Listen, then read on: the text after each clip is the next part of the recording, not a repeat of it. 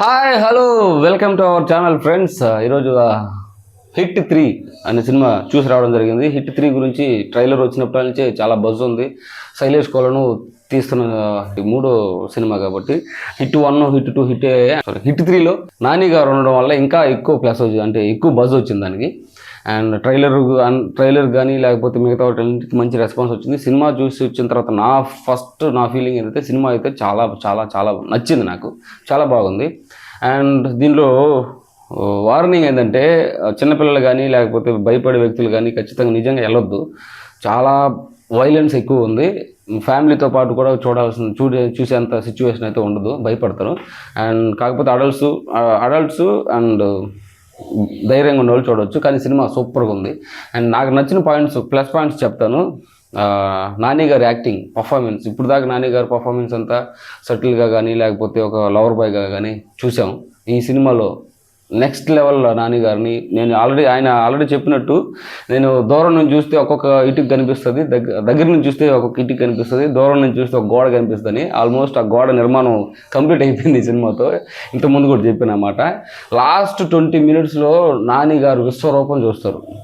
అంత బాగుంది నాని గారి పర్ఫార్మెన్స్.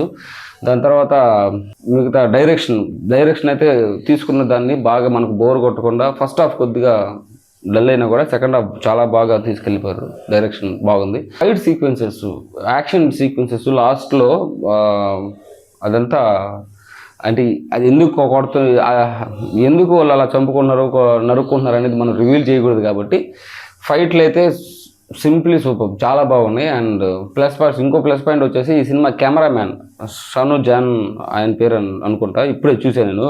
ఎవరు ఈ కెమెరామ్యాను? నాకు ఒక షాట్ బీభత్సంగా నచ్చింది. లాస్ట్ క్లైమాక్స్లో ఒక 1 minute పాటు ఫైట్ అంతా ఒకే షాట్లో నడుస్తుంది. అది మనకు అర్థం అవ్వాలంటే కెమెరా యాంగిల్స్ బాగా తెలుసుంటే కానీ అర్థం కాదు. ఒకే షాట్లో మొత్తం ఒక 1 minute షాట్ ఉంటుంది. అది చూసిన తర్వాత ఈయన కెమెరామ్యాన్ ఎవరు చూశాను, షను జాన్ అని ఆయన పేరు. అండ్ ఆయన ఇంతకుముందు విశ్వరూపం, అలాగే శాంసంగ్ రాయ్ సినిమాలు కూడా పనిచేస్తున్నారు.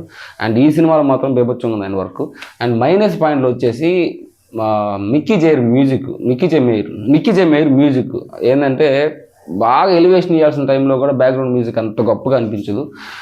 అక్కడక్కడ బాగుంది, కానీ అదే మైనస్. దాంట్లో మిక్కీ జే మేయర్ గారి మ్యూజిక్ మైనస్ అవుతుంది. అక్కడక్కడ మనకు ఫస్ట్ హాఫ్లో కానీ సెకండ్ హాఫ్లో కానీ కొద్దిగా డల్ అవుద్ది సినిమా. అంటే బాగా అంత గ్రిప్పీగా ఉండదు, అప్పుడప్పుడు డల్ అవుద్ది, తర్వాత మళ్ళీ పుంజుకుంటుంది అనమాట అది.